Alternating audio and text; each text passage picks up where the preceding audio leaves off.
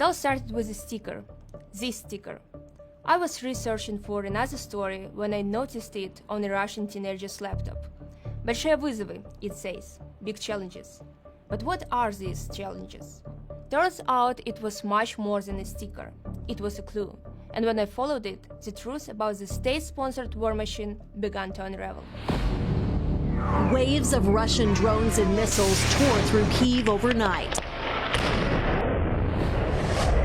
So how large is this program? How many kids overall? Нам запрещали говорить, то, что это нужно на войне. Мы придумывали гражданские применения. Все, молодец. What if the weapon that killed this man's kid was designed by a teenager? A child who thought they were just taking part in a cool technology summer camp. I'm Tatiana, an investigative journalist. With the help of my colleague Christa Grozev, I have been investigating these children's programs for the past few months.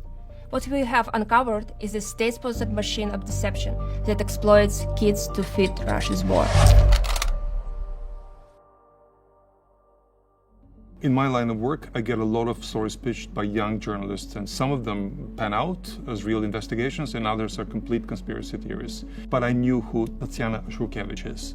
Not only because she's made her name as an investigative reporter, writing for Politico, Guardian, Tagesspiegel, and many others, but I noticed her name when she was reporting from the streets of Minsk during the protests of 2020, when she challenged the falsities coming from the regime of Lukashenko, and when she was threatened with persecution and with arrest, and forced to leave her country. But instead of stopping and hiding, she continued reporting. So when she came with this story, I offered all the help I could give her. The first thing we needed to do was figure out what exactly went on at Big Challenges. As I started digging, I found out that Big Challenges is a technology competition for kids aged 13 to 17. It's organized by the Russian government. Not unheard of, plenty of STEM competitions in many countries these days. But this one, as well as several others we will talk about later, has a special twist.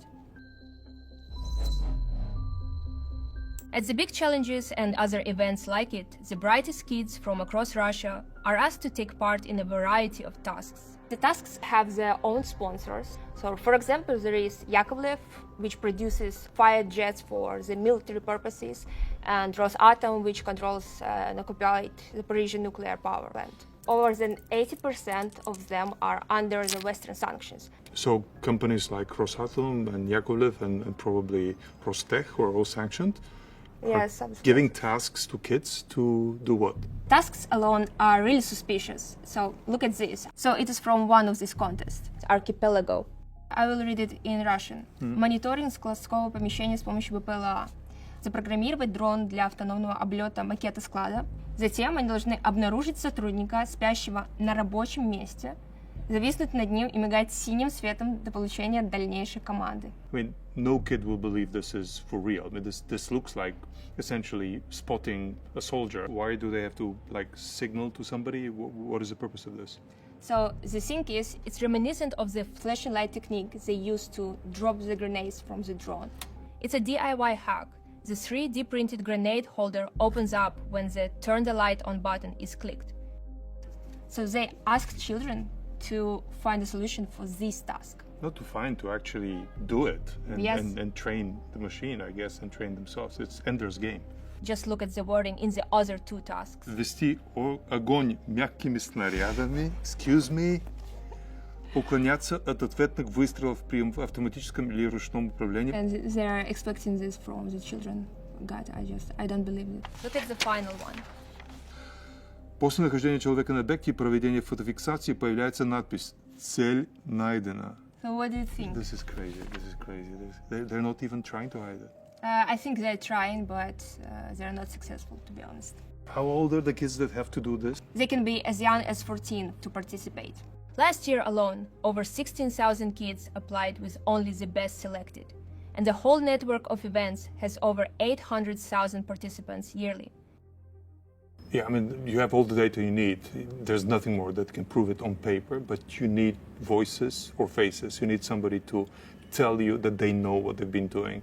I found some names and social media and numbers of the teenagers who were participating in this contest. I also need some organizers' numbers. I have a list of their names, but of course I don't have their mobile numbers. That's easy. We'll get you the latest numbers, private mobile numbers. While Krista is working to get the numbers for the organizers, I decided to try calling the kids who I knew had participated in the program. I need to find out how much the kids knew about the real purpose of what they were doing. To try to get some of the participants to speak to me, I posed as a journalist from the Russian state media, trying to learn more about these events. We changed the kids' names in our investigation, as they are still minors. Нам запрещали говорить, то, что это нужно на войне, и мы придумывали гражданские применения. То есть всегда на всех конкурсах есть такое негласное правило.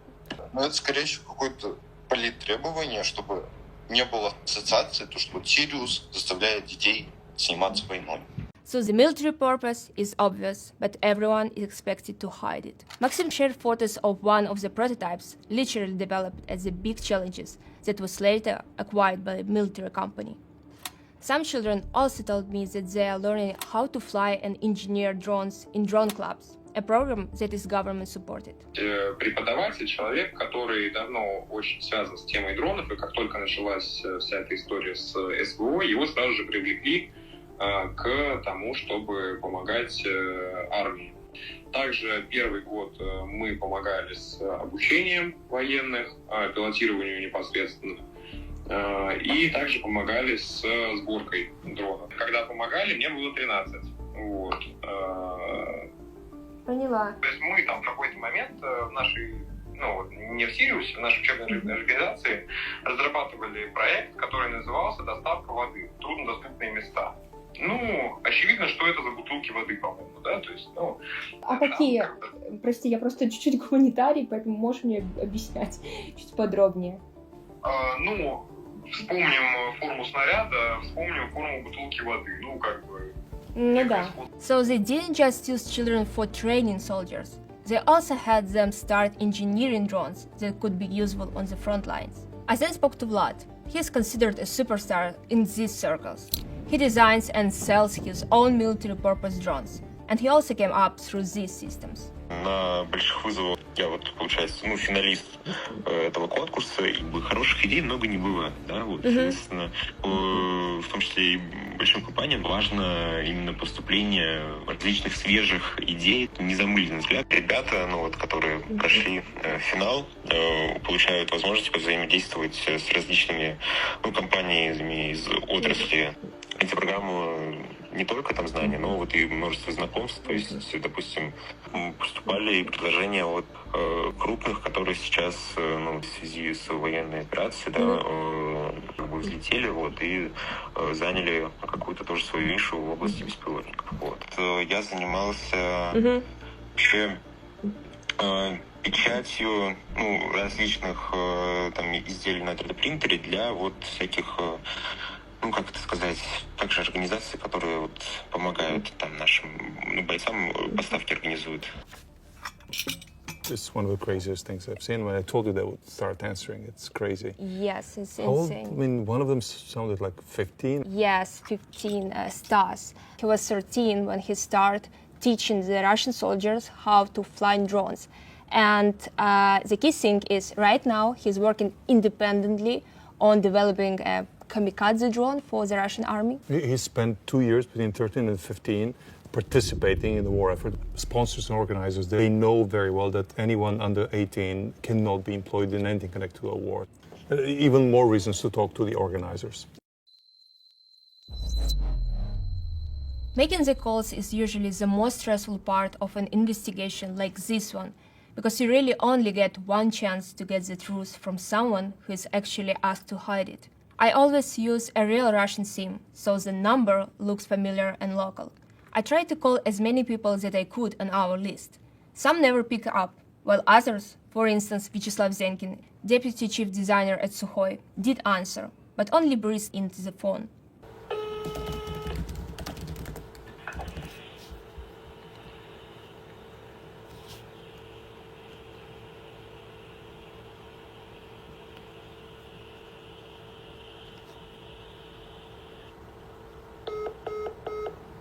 The second call he did eventually pick up.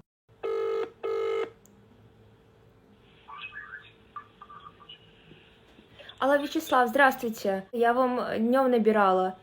Там что-то сорвалось. И что? Мне ваш номер дал Вадим Александрович Бодеха. Могу я с вами пару минут поговорить? С ума сойти. У него есть мой личный номер? Ну, видимо, есть. Сомневаюсь. So that's how we learned that his number is apparently only available to a very select circle of people. But then we finally had a break. Mikhail Lutsky answered the phone. This time I wasn't pretending to be a pro-government Russian journalist. I was pretending to be the big challenges methodologist. I felt that he might not to talk to a journalist, but he might talk to a colleague. Про эту установку, куда, мягко говоря, намекают ребята, чтобы не рассказывали о том, что это... Конечно. В прошлом году был проект, в рамках которого как раз кидали систему обнаружения дронов, но там это нормально привязали к гражданке, там ребята были из Росатома, да, ты же понимаешь, что те, кто читает про проект, это же не только дети, да, это же взрослые тоже, да, там их родители. Написание проектов не должны говорить о том, что это какого-то двойного назначения. Dual purpose. That is the key term. They are building military tech under a civilian disguise. He confirmed the entire premise of hiding the military applications. I then asked if GeoScan itself helps the war effort. У нас нигде у нас на сайте в блоге об этом не написано, да, на официальном сайте, значит, нигде этого нет. Да. Чтобы предупредить их, не имею в виду. Либо если такие делаем, то это все неофициально. Unofficial. It is the same pattern everywhere. I also called Nikolai Tsaturian, the organizer of one of the other competitions I mentioned, SCAT. Давайте будем честны, когда у нас приходят школьники, студенты читают наши летные задания, конечно, у них там совпадение ментальное не с тем, что там бабушки пироги везет бабушкины пироги беспилотник, а с конкретной аналогичной боевой задачей. I also reached out to someone from the government, Dmitry Afanasyev. He has some pretty dark ideas about drones at kids. В Сахалинской области, где у них система вовлечения в тематику беспилотников, она с начальной школы построена. У них программа простые задачи там, для младшие школьники, потом посложнее задачи, средние, сложные уже задачи, не только управление, но и там, сборки, конструирование и так далее, программирование. В принципе, это очень ценная, очень полезная инициатива. И, конечно, хотелось бы ее распространить на, тем более поручение президента это предполагает. It starts with flying drones, then it becomes building drones, and then they get hired into the companies to design new weapons. But as I was investigating, one question I was constantly coming back to was, where does this funnel actually start? Hello? Have you heard of Berloga? Oh, what the hell? No. Yeah, same, till this morning. So, it's a militarized video game. Cyber bears fight robot bees. It reached 500,000 downloads and 240,000 kids played specialized drone missions. So here is the key thing.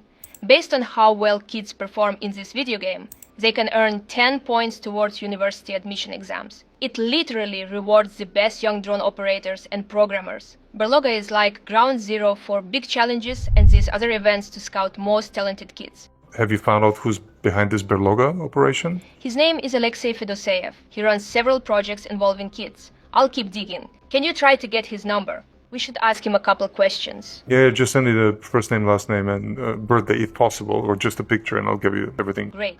I was planning to call Fedoseev and see if he could confirm my suspicion that the game was a recruiting ground for the engineering events. But even before I could speak to him, I found a pretty damning document from Berloga itself that had been published online. It described how kids would get invitation to go to physical camps if there are high scores in the Berloga game. The first step in moving them through the funnel. And then I got Fedoseev on the phone. He openly confirmed working with militarized organizations.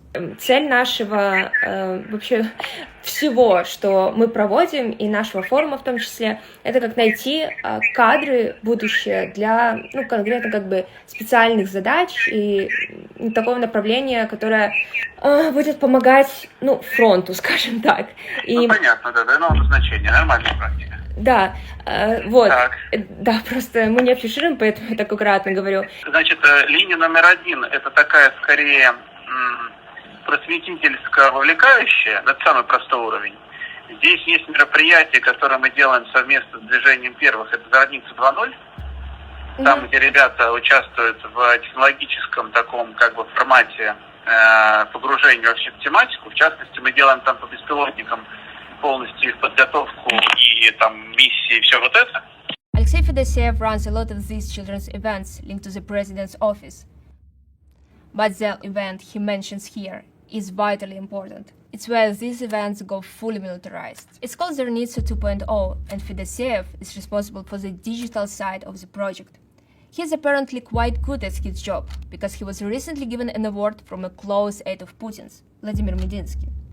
Ironically, Medinsky was also responsible for leading the recent peace negotiation delegation for Russia.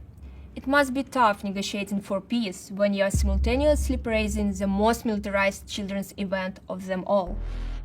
Zernitsa 2.0 is a huge-scale project that starts in the Russian schools for kids from 7 years old. A mind-boggling number of 800,000 kids took part last year.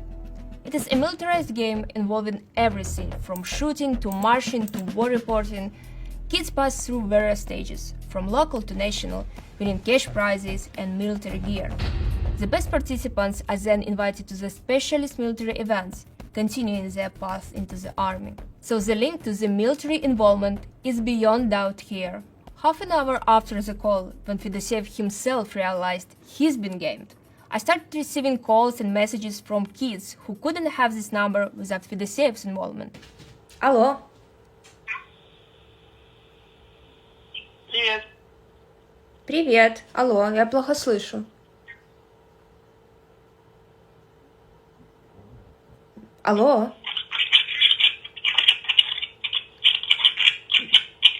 As well as, pretty randomly, a call from a French number.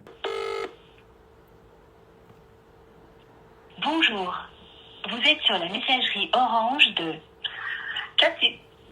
When we checked in the databases, it turned out it belongs to a lady who owns a boulangerie in a village, which is a bit odd seeing that at this stage Fedoseev was literally the only person who knew this number of a fresh Russian SIM card. After all these strange calls, Fedoseev suddenly messaged, "Cut it out," and then deleted the message a few minutes later.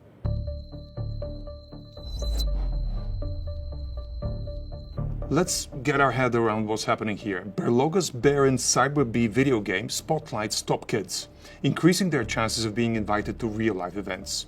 There, they learn how to build drones, and their ideas get poached, or they themselves get poached to join companies that work for Russia's army. Then these weapons that they design and build end up bombing cities and killing other kids. It's a state-run system using kids to support the offensive war, while parents of Russian teens think their kids are building drones for peaceful use. Those same drones are in the pipeline to be used for killing teens in Ukraine. So this is how they built a system, from a video game to the front lines. A system designed to harness the intellect of Russia's brightest kids, pulling them into the war effort with promises of university admissions and a bright future. A whole generation of kids that are being taught that dual use is normal, that building a machine to deliver a bottle of water, which actually means a bomb, is a perfectly legitimate school project. This system and the people who build it are hiding the truth from the world and from their own kids. Tanya and I are going to be continuing this investigation. We'll follow up on it and we'll publish other episodes on the Crystal Files as we learn more. Subscribe to the channel so that you don't miss it or other investigations like this. Thank you for watching. The Insider's journalists continue their work despite pressure from Russian authorities. You can support them by liking this video, leaving a comment, and subscribing to our channel. If you'd like to further support their efforts, consider making a donation by clicking the link in the description below.